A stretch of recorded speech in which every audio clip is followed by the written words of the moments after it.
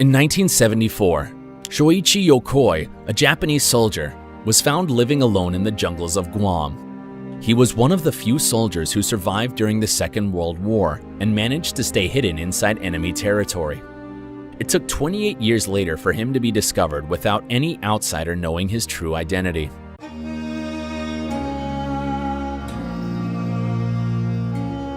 Born on March 31, 1915, Yokoi was an apprentice tailor before he was drafted to the military. In 1943, he was dispatched to Guam, a small island in the Western Pacific. This island was captured by the Japanese in December 1941 from the Americans. This was known as the First Battle of Guam. The Second Battle of Guam took place on July 10, 1944, when the Americans and indigenous people, Chamorros, fought together to retake the island. The battle ended with a victory for the Allies on August 10th. Most of the Japanese soldiers didn't survive, while those who were alive went to hiding in the jungle in fear of being captured. Following months after the liberation of the island, a Navy lieutenant, John Wigg, formed a combat patrol to hunt down Japanese stragglers in hiding. They were heavily armed and questioned islanders for any information. Luckily, despite a huge hunt down, Yokoi survived through this.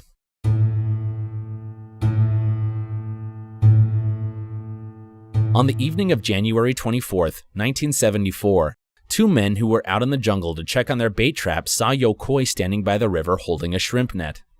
At first, they thought that he was one of the residents living on the nearby village who were also out hunting. However, as they approached him, Yokoi turned around, then aggressively charged at them. He tried to grab one of their rifles, but was outmuscled and was subdued. Yokoi was 57 years old at the time and was quite weak. Standing at 5 feet and 6 inches in height, he was skinny and was quite pale, which was a surprise since he lived in a jungle of a tropical island that typically sunny and high temperature most time of the year. As they brought him out of the jungle, Yokoi begged them to kill him right there and then, just to get it over with. He expected that he would be tortured and be forced to give up intel. Instead, the two men stopped by at their place and fed him before bringing him to the police station. James Shintaku, the Japanese consul in Guam, was the only person who could communicate with Yokoi. From here, Yokoi told him everything, his identity, and how he survived in the jungle alone. He stated that his unit was annihilated during the Battle of Guam, and only a few of his men managed to escape. 10 others survived, and they were all in hiding together. The group slowly reduced in number as they were hunted down throughout the island by the combat patrols. The Americans alongside the Chamorros were on a lookout for any escapees. Yokoi was with 2 other soldiers, and the rest went their own way. They constantly moved around the jungle looking for a suitable place to stay. They couldn't stick to one area in fear of being seen in the open. The 3 learned how to fish together and crafted shoes made out of plant fibers. While the 3 lasted for quite a long time, the 2 members eventually left Yokoi behind after a dispute regarding on how the food should store. At the end, they went their separate ways, which left Yokoi all alone. Although the group disbanded, they still remained in contact with one another. From time to time, they visited one another to check up on what they're doing. Unfortunately, by 1964, he didn't hear from them again, and soon heard the news that they died from a flood. With nobody else around, Yokoi came up with the idea of an underground cave for the best solution on keeping himself undetected. The underground cave shaped much like a letter L. This allowed enough space for him to lie down and sleep properly, and since it used bamboo as a support material, it was quite sturdy. For his food, he fished along the Talofafo River. He ate shrimps, fish, and frogs. He also picked fruits such as bananas, papayas, and other tropical fruits. In spite of being in the jungle with no clock nor calendar, he was aware what date it was. He knew this by keeping track of the moon phases. Since he had experience in tailoring, it helped him in this situation. He used bark fiber and sewed them together to create clothing to keep himself warm. Also, since underground cave got very cold, especially at night, he built a small bonfire inside the cave. He also used this to cook his food.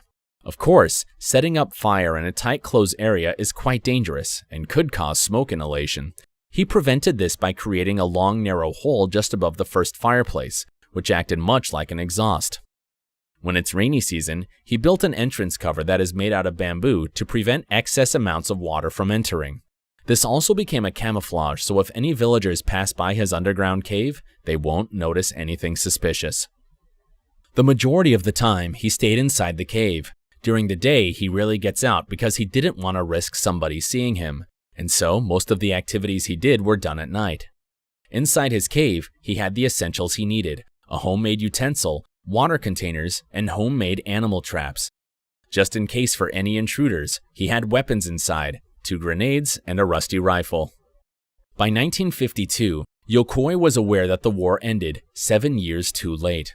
Even though he knew about it, he still refused to come out because he felt ashamed returning back home. At the time, it was thought that the soldier is better to die rather than get captured by the enemy. He thought that exposing himself to others would only lead to his death, so he avoided all human interaction for the sake of his safety. At the end, after telling his story, he gave James Shintaku a list of relatives and requested to be sent back home so he can reunite with his family.